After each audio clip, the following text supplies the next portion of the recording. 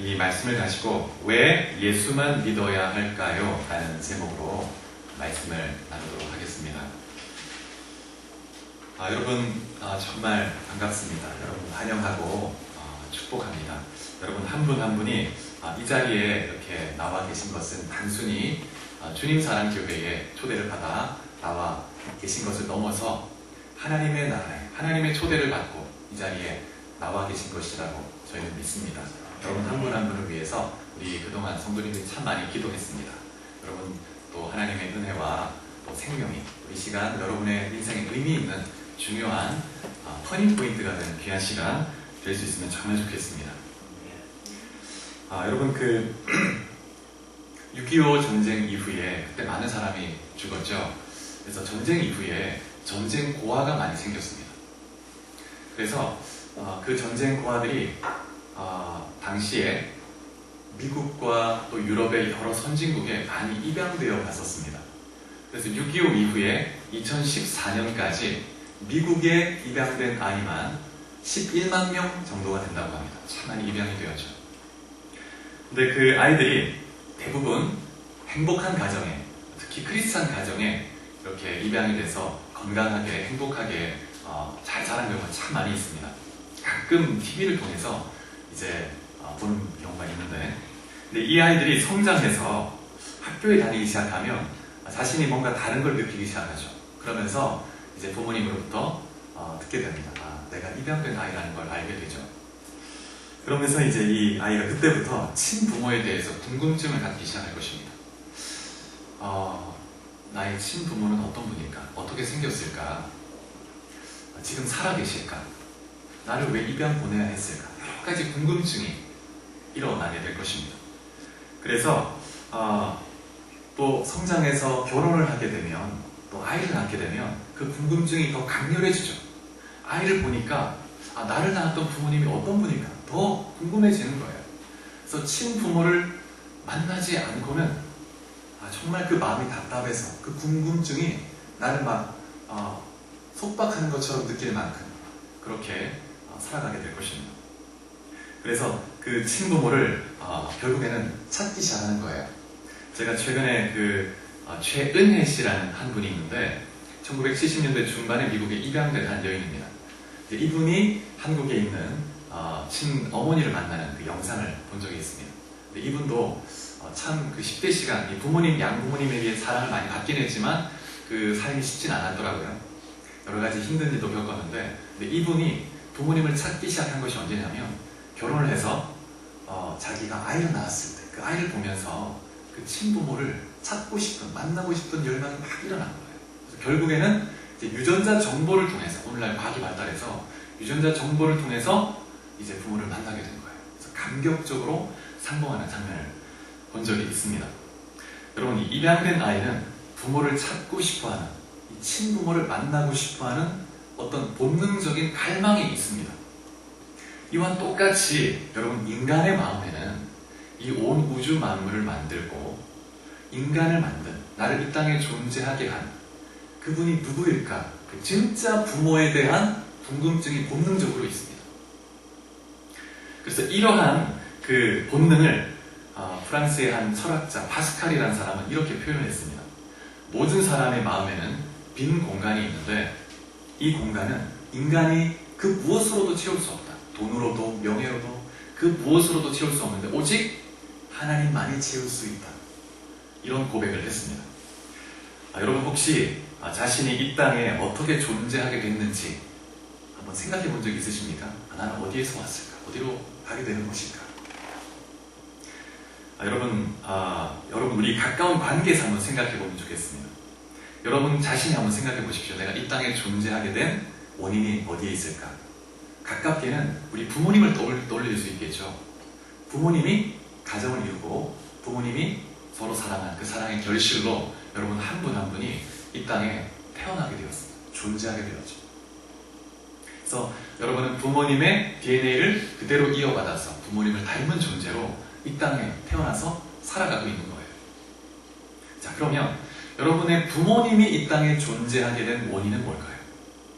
당연히 부모님의 부모님, 할아버지 할머니겠죠. 여러분의 할아버지 할머니, 할아버지 할머니가 가정을 이루고 그 사랑의 결실로 부모님이 태어났고, 그래서 부모님의 DNA를 이어받아서 부모님을 닮은, 할아버지 할머니를 닮은 그런 존재로 태어난 거예요. 여러분, 이렇게 거슬러서 계속 그 위로 올라가게 되면, 원인을 따라서 올라가게 되면 제일 첫 번째 원인이 되는 그런 존재가 있겠죠. 그게 누굴까요? 현대 과학에서는 뭐라고 말합니까? 우리가 이 땅에 존재하게 된 원인을 거슬러 올라가면 원숭이가 있다고 이야기합니다. 또 원숭이에서 더 거슬러 올라가면 단세포 생물이 있다고 얘기하는 거예요. 근데 또 더 거슬러 올라가면, 여러분 들어보셨죠? 빅뱅이라는 말 들어보셨습니까? 대폭발로 온 우주가 시작되었다는 거예요. 그래서 한 150억 년쯤 전에 대폭발로 이 우주가 시작되었다는 겁니다. 아주 초고밀도로 딱 압축되어 있는 그런 공 같은 게 있는데, 이 공이 어느 순간 폭발을 한 거예요. 그래서 폭발을 해가지고 점점 퍼져가면서 질서 있는 우주와 그리고 태양계가 만들어졌다는 것입니다. 아주 한치 오차도 없이 정교하게 질서 있게 돌아가도록 이렇게 만들어진 거예요. 그건 우연입니다. 우연. 여러분, 만약 지구가 조금이라도 더 태양에 가깝게 이렇게 위치해서 공전을 하게 된다면 지구에 있는 모든 물은 다 증발해버립니다. 생명체가 살 수가 없어요. 근데 만약 지구가 조금이라도 더 이 태양으로부터 멀리 떨어져서 이렇게 공전을 하게 된다면 모든 물이 다 어떻게 될까요? 얼어버립니다. 그래서 황무지가 되고 생명체가 살 수가 없는 거예요.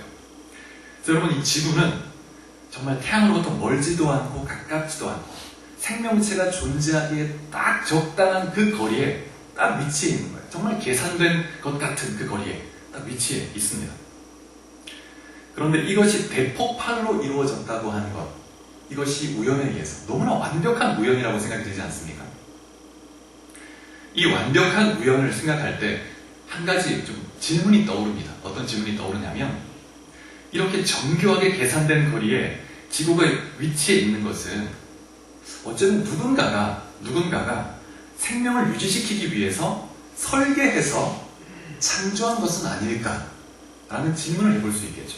근데 여러분, 이 질문은 저의 질문이 아니고 많은 과학자들의 질문입니다. 이 과학자들이 이 천체 우주와 또 작게는 세포 하나를 깊이 들여다보다 보니까 너무나 질서 있고 조화롭게 유기적으로 딱 맞물려서 움직이고 있는 거예요. 도대체 이것이 어떻게 우연히 만들어질 수 있는가? 분명히 어떤 지적인 전능한 존재가 설계해서 만들었을 것이다. 이렇게 추측을 하는 거예요. 자, 그림을 하나 보겠습니다. 그럼 이게 뭐냐면, 미국의 사우스 다코타라는 주가 있는데 거기에 러시모 산이라고 있습니다. 이게 이제 미국의 네 대통령의 조각상인데, 왼쪽부터 조지 워싱턴, 그 다음에 토마스 제퍼슨, 그 다음에 루즈벨트, 그 다음에 링컨 대통령의 조각입니다. 이게 언제 만들어졌냐면 1927년부터 1941년까지 14년에 걸쳐서 14명의 조각가가 아주 피땀을 흘리면서 이 조각을 만들면서 또 한 명은 죽기도 했습니다. 아주 어렵게 심혈을 기울여서 조각해서 만든 거예요. 근데 여러분, 만약에 어떤 사람이 이 그림을 바라보면서 이 조각을 보면서, 야, 정말 오랜 기간을 거쳐서 비바람에 의해서 이런 게 만들어지다니, 야, 정말 자연의 힘은 대단하구나, 이렇게 상상할 사람이 있을까요? 여러분, 어떻게 생각하십니까? 모든 사람이 이 바위산을 볼 때 이렇게 생각할 겁니다. 야, 이 조각가가 누굴까? 너무 정교하게 멋지게 만들어놨구나, 이런 상상을 하겠죠. 여러분, 이 조각보다 더 정교하게 이 생명체 하나하나가, 이 풀 하나하나가, 그리고 인간, 또 이 세포 하나하나가 정교하게 만들어져 있습니다. 그래서 여러분, 이 생명체는 절대로 진화에 의해서 저절로 우연히 만들어질 수가 없는 것입니다. 여러분, 20세기가 되면서 정말 과학이 엄청나게 발달을 했죠. 그래서 많은 발명품들이 나왔는데, 정말 그 중에 하나, 정말 중요한 발명품 중에 하나는 뭐냐면 전자현미경입니다. 현미경. 그래서 그 이전에는 다윈도 이 세포가 그냥 단순한 원형질 덩어리 정도로 생각했습니다. 그래서 오랜 시간이 지나면 이 진화가 일어나고 생명체도 생겨날 수 있다고 생각을 했습니다. 그런데 이 과학자들이 이 전자현미경을 가지고 세포 하나를 들여다보기 시작하니까 너무 복잡한 거예요. 너무 정교하고. 그런데 다 유기적으로 딱 맞물려서 착착착착 이렇게 움직여가고 생명을 만들어내는 거예요. 그래서 한 과학자는 이렇게 말했습니다. 만약 다윈 시대에 이 전자현미경이 있었다면 다윈은 종의 기원을 쓰지 않았을 것이다. 이런 말을 하기도 했습니다. 여러분, 현대 과학자들은 빅뱅의 원인이 뭔지, 그리고 이 우주가 또 이 생명체가 어떻게 이렇게 질서 있게, 조화 있게, 유기적으로 존재하고 있는지 설명하지 못합니다. 그냥 우연이라는 말로 얼버무리죠. 우연이다. 오랜 시간에 걸쳐서 이루어졌다. 여러분, 그런데 놀랍게도 현대 과학보다 더 발전된 대답을 2000년 전에 그리스 철학자들이 답을 가지고 있었는데, 어떤 얘기를 했냐면 이 그리스 철학자들이 로고스라는 그런 개념을, 그런 이해를 가지고 있었는데, 이 로고스는 뭐냐면 이 모든 물질 세계가 질서 있고 조화롭게 움직이게 하는 그런 어떤 원리가 있다는 거예요. 법칙이. 그런 법칙이 우주 안에 있다는 거예요. 그게 뭔지는 모르겠지만 그런 어떤 이성적인 그런 어떤 힘이 있다.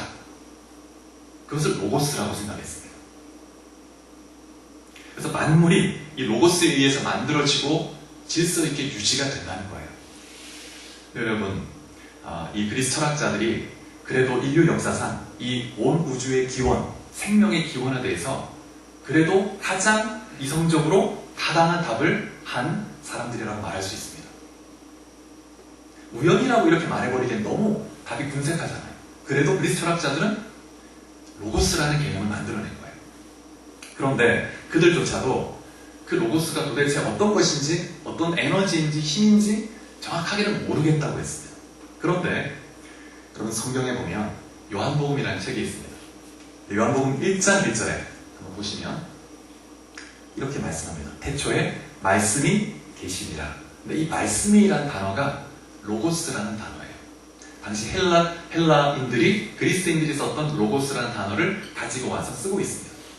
너희가 말하는 그 로고스는 바로 이분이다, 이분. 이 로고스는 바로 하나님이고, 이 로고스는 바로 예수 그리스도다. 그리고 이 로고스, 예수 그리스도를 통해서 이 만물이 창조됐고 질서 있게 통치되고 있는 것이라고 말씀하고 있는 거예요. 여러분, 어떠한 책에도, 어떠한 종교 소적에도 이렇게 선명하게, 분명하게, 확신 있게 이 모든 만물이 어떻게 창조됐고 유지되고 있는지 답하고 있는 책은 없습니다. 오직 성경만이 너무나 분명하게 선포하고 있습니다. 여러분, 하나님이 우리의 진짜 부모님이십니다.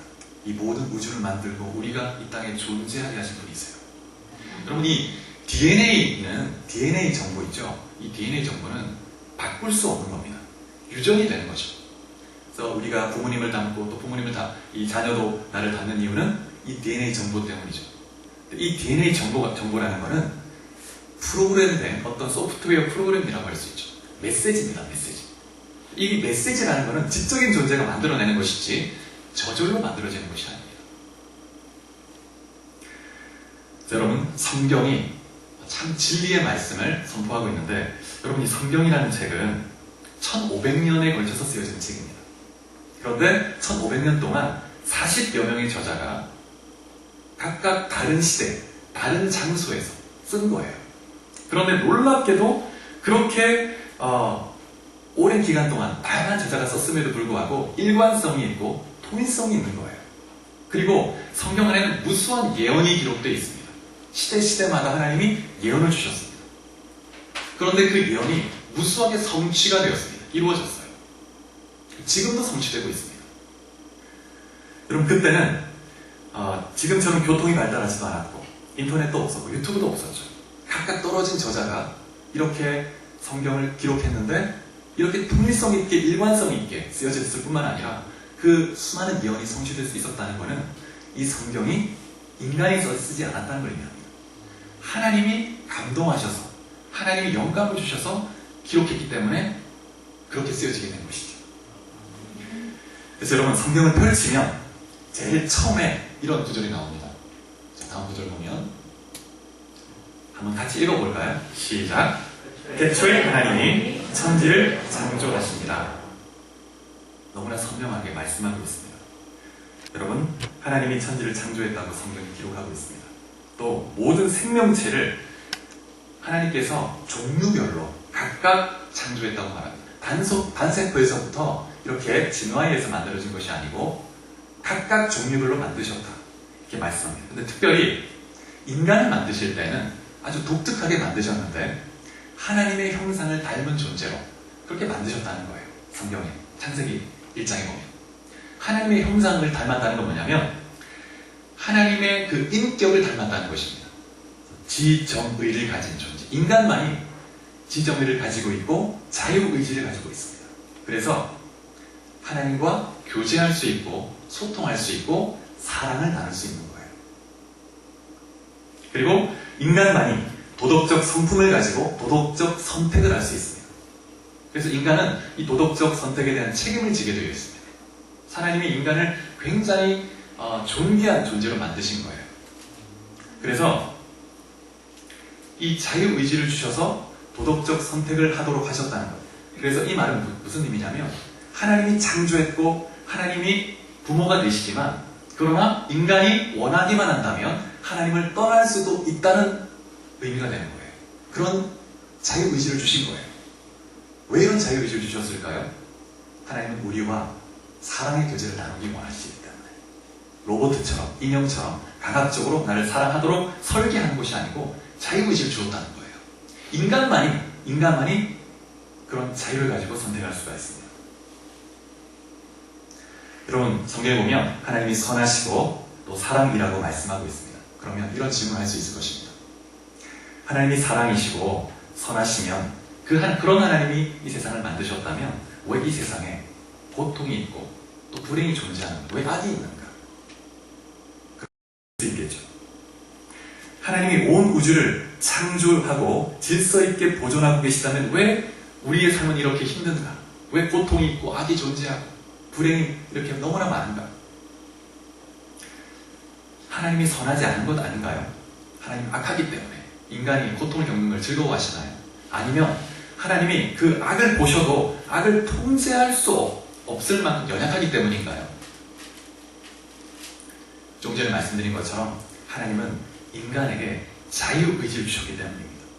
그래서 인간이 하나님을 떠나서 불순종함으로 자기의 길을 선택했기 때문에 하나님을 떠나버린 거예요. 그것이 죄라고 말씀하고 있습니다. 성경에서. 이 죄로 말미암아 모든 불행이 오게 된 것입니다. 여러분, 인간의 가진 이 자유의지는 책임이 따르는 것이죠. 그래서 우리가 하나님 말씀에 순종하지 않을 때는 책임이 따르는데 어떤 대가가 따라오냐면 성경에 보면 죽음의 대가가 따라온다고 말합니다. 죽음. 이 죽음이라는 것은 성경에서는 두 가지 의미로 이해할 수 있습니다. 영적으로 하나님과 분리되는 것입니다. 하나님이 생명이시고 우리를 창조하신 분인데 그분과 분리된다는 것은 결국 생명으로부터 분리된다는 걸 의미합니다.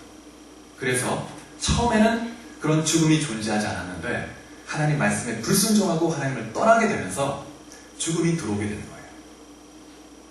그래서 이제 인간은 죄인으로 태어나게 되고 그 다음에 이 죄에 대한 대가로 모든 사람이 죽음을 경험하게 되는 것입니다. 다음 말씀을 한번 볼까요? 그 이전의 말씀 다시 한번. 말씀이 빠졌는데 제가 한번 읽어보겠습니다. 히브리서 9장 27절인데 한 번 죽는 것은 사람에게 정해진 것이요 그 후에는 심판이 있으리라. 많은 사람들이 그렇게 얘기합니다. 이 땅에 사는 그 삶이 다지 죽고 나서 뭐가 있냐고. 무로 돌아간다. 물론 우리는 알 수 없습니다. 죽어본 사람이 없기 때문에 그렇죠. 그런데 성경이 증거하고 있어요. 성경에서는 죽음 이후에 천국과 지옥이 있고 심판이 있다고 말합니다.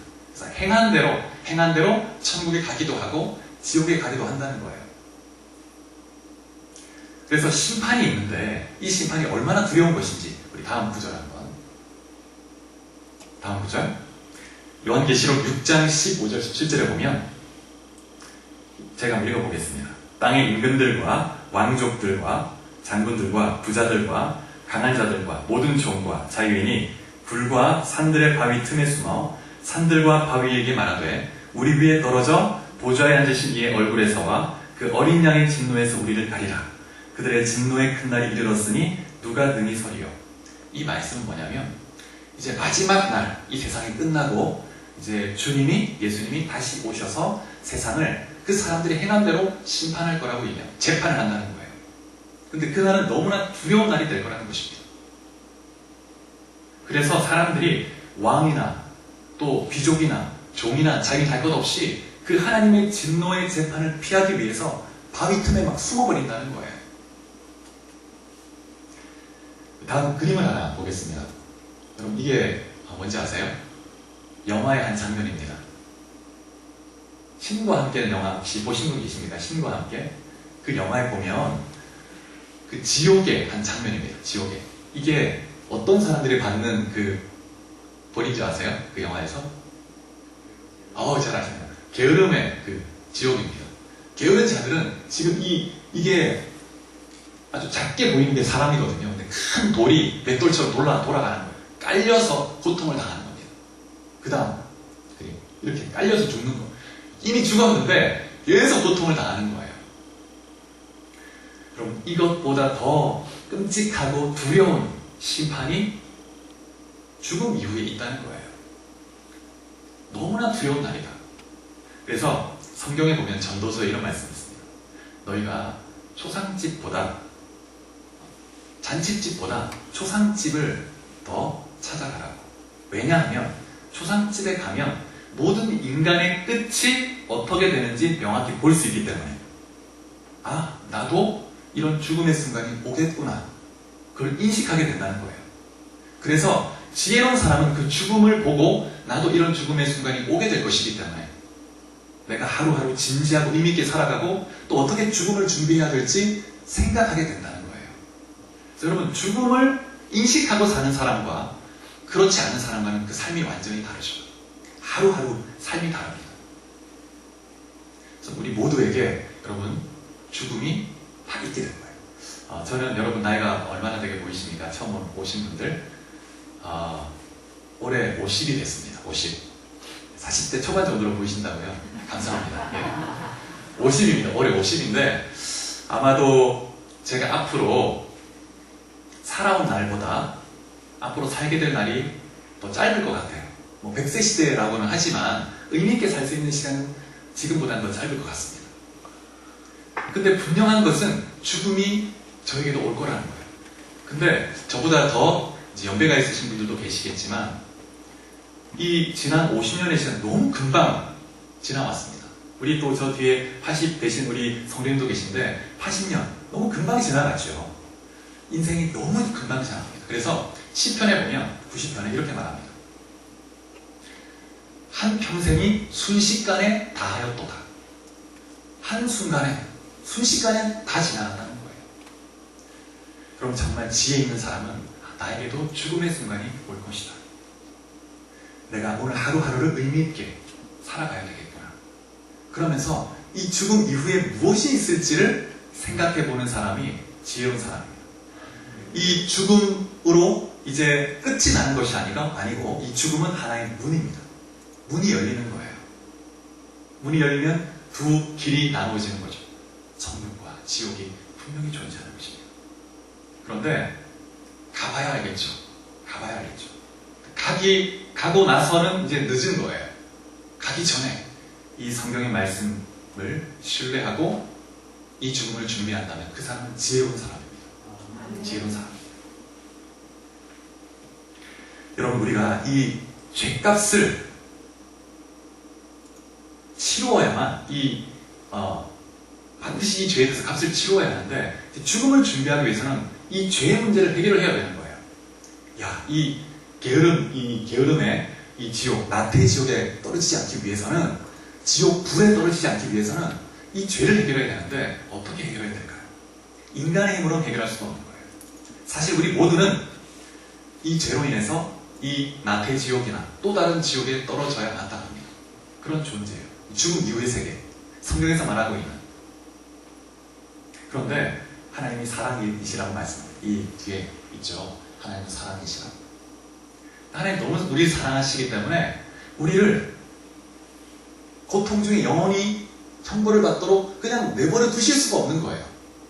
그런데 또 하나님은 사랑이신데 그렇다고 그래 그럼 너 너무 불쌍하다. 그냥 죄 없던 걸로 해줄게. 그냥 천국에 들어와라. 그렇게 한다면 하나님은 공의로운 분이 될 수가 없습니다. 여러분 한번 생각해 보십시오.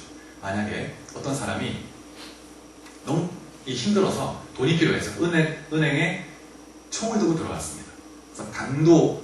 그래서 강도지석에서 돈을 좀 훔치려고 했어요. 근데 들어가서 이렇게 돈을 훔치려고 하다가 이제 제압이 돼서 잡혔습니다. 근데 이 강도는 어떤 돈 훔치진 않았습니다. 그래도 엄연히 강도짓을 했잖아요. 근데 이제 재판을 받는데 판사가 너무 불쌍한 거예요. 그래서 가난하고 가족도 부양해야 되는데 불쌍하다. 그냥 무죄합시다. 무죄. 이렇게 한다면 그 재판이 의로운 재판인가요? 그럴 수가 없겠죠. 여러분 하나님이 우리의 죄에 대해서 사랑의 하나님이라고 해서 그냥 없던 걸로 할 수가 없는 분이세요. 공의로운 분이시기 때문에. 이게 하나님께도 딜레마이신 거예요. 너무 사랑하는데 인간은 나를 반역하고 나를 떠나버린 거예요. 죄로 인해서 그 죄에 대한 대가를, 벌을 내려야 되는데 이 딜레마를 어떻게 해결하셨냐 하면 바로 그의 아들 예수 그리스도를 통해서 하나님이 해결하신 겁니다.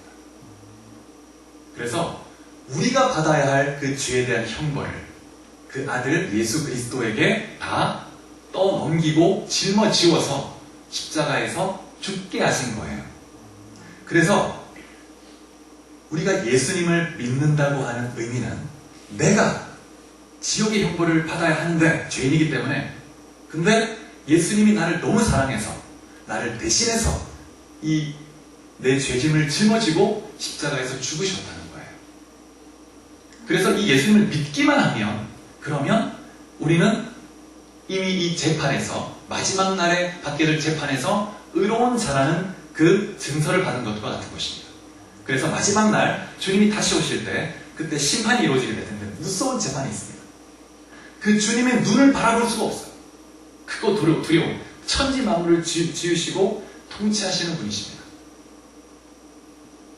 근데 그분 앞에서 저는 예수님을 믿습니다 라고 고백할 때 그 사람은 너는 의인이다 하고 재판에서 제외가 되는 거예요. 그 사람의 의는 예수님의 의를 옷 입은 것을 의미하는 것입니다. 그래서 예수님을 믿는다는 것은 예수님의 의로 옷 입고 우리가 하나님의 자녀가 되어서 영원한 천국에 복을 누리게 된다는 것을 의미하는 것입니다. 여러분 한 분 한 분이 이 예수 그리스도 그분을 여러분의 주로 믿고 영접할 때 그때 여러분의 삶에 놀라운 변화가 일어나게 됩니다. 하나님이 여러분의 마음에 들어오시고 함께 하시고 인도해 주시고 또 공급해 주시고 보호해 주시고 영원한 천국까지 인도해 주시는 것이죠. 이 다음 한번 이 그림 뭐냐면 2007년 12월 30일이었던 것 같습니다. 이때 제가 저희 가족과 함께 이제 선교 훈련을 받는다고 하와이에 가 있었습니다. 하와이에 선교 학교가 있어요. 이제 한 학기가 3개월이고 이제 새 텀으로 진행이 됩니다.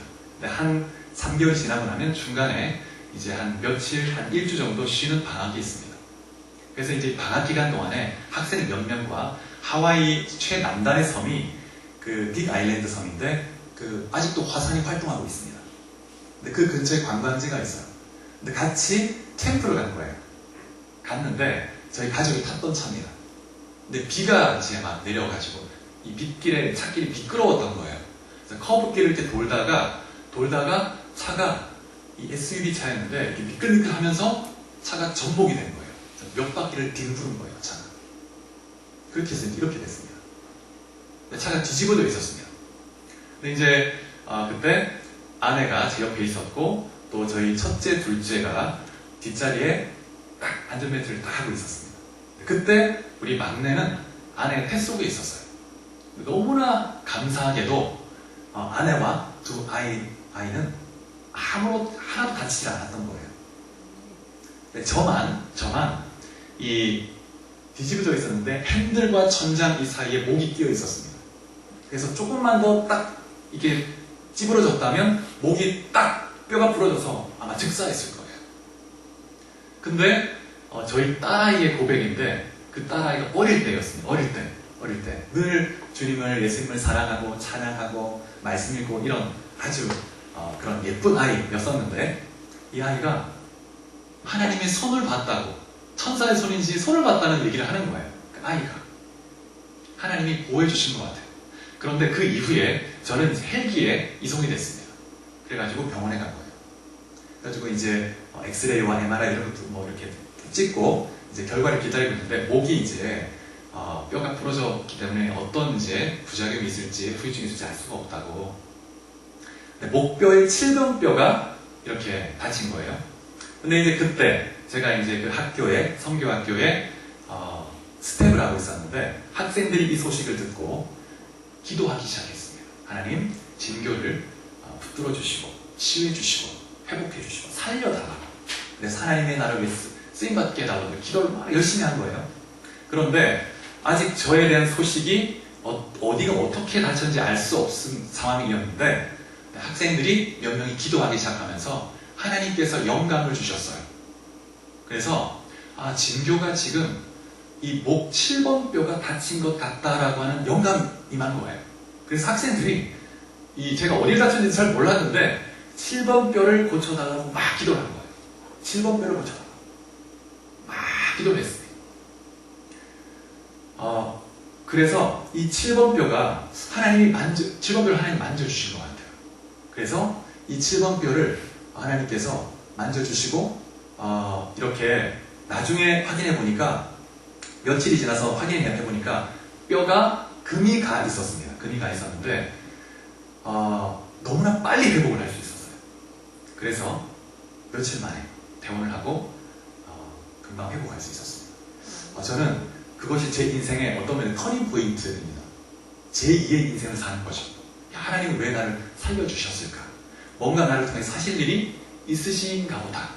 그래서 하나님을 더 의지하게 되고 더 하루하루를 의미있게 살고자 하는 그런 열망이 일어났습니다. 여러분, 하나님은 살아계세요. 우리 안에서 말씀하시고 우리를 도우시고 인도하시고 역사하십니다. 우리 너무 사랑하시기 때문에 독생자 아들까지도 아끼지 않고 우리에게 보내주신 그런 분이십니다. 그럼 러시아의 19세기에 러시아가 그때 이제 주변의 여러 민족을 정복하고 전쟁을 끊임없이 했는데, 이때 아주 유명한 장수가 있었습니다. 가르시아라고 하는 장수가 있었는데, 이 장수는 정말 존경받는 아주 인격적이면서도 원칙이 딱 철저하고 그런 아주 유명한 장군이었는데, 근데 이제 그때 전쟁을 하다 보니까 너무 먹을 게 없는 거예요. 식량이. 그래가지고 항상 식량을 훔치는 그런 사람이 생기는 거예요. 그래서 이 장군이 엄명을 내렸습니다. 식량을 훔치다가 잡히면 그 사람은 누구든지 채찍형을 가하겠다, 엄히 다스리겠다고 한 거예요. 그랬는데 어느 날 잡혔습니다. 어민이 잡혔어요. 누군가고 딱 봤더니 누구였을까요? 어머니인 거예요. 자기 어머니가, 이 장수가 너무 천명결박해서 자기 가족에게 따로 뭔가 챙겨주고 하지 않았던 거예요. 어머니가 너무 배가 고파서 양식을 훔친 거예요. 이게 가르시아가 너무 난처하게 됐죠. 장수로서 이제 엄명을 내렸으니까 벌을 내려야 되는데, 사랑하는 어머니를 어떻게 벌을 하겠습니까? 여러분이라면 어떻게 하시겠습니까? 근데 이 장수가 내가 대신 처벌을 받겠다. 자신의 밑옷을 벗습니다. 그리고 무릎을 꿇고 앉는 거예요. 부하에게 채찍을 내리치라고 얘기했습니다. 그렇게 자신이 채찍을 맞은 거예요. 아주 유명한 러시아, 그 19세기 그때 일화입니다. 여러분, 우리가 똑같이 그런 은혜를 입었어요. 우리가 이 죄에 대한 값을 치러야 하는데, 예수님이 대신 우리를 위해서 사랑으로 우리의 형벌을 받으신 것입니다. 여러분을 사랑하시기 때문에. 여러분 한 분 한 분이 예수 그리스도를 더 알고 그 사랑을 경험하고 주님을 믿고 주와 함께 동행하는 삶을 살 수 있기를 축복합니다. 뿐만 아니라 앞으로 오게 될 그 죽음 이후에 죽음의 문을 열었을 때 두려움으로 여는 것이 아니라 두려움으로 떨며 어떡하나 이렇게 여는 것이 아니라 기쁨으로 그 죽음의 문을 열고 주님을 만나고 천국으로 들어갈 수 있는 여러분 될 수 있기를 주의 이름으로 축복합니다. 아멘.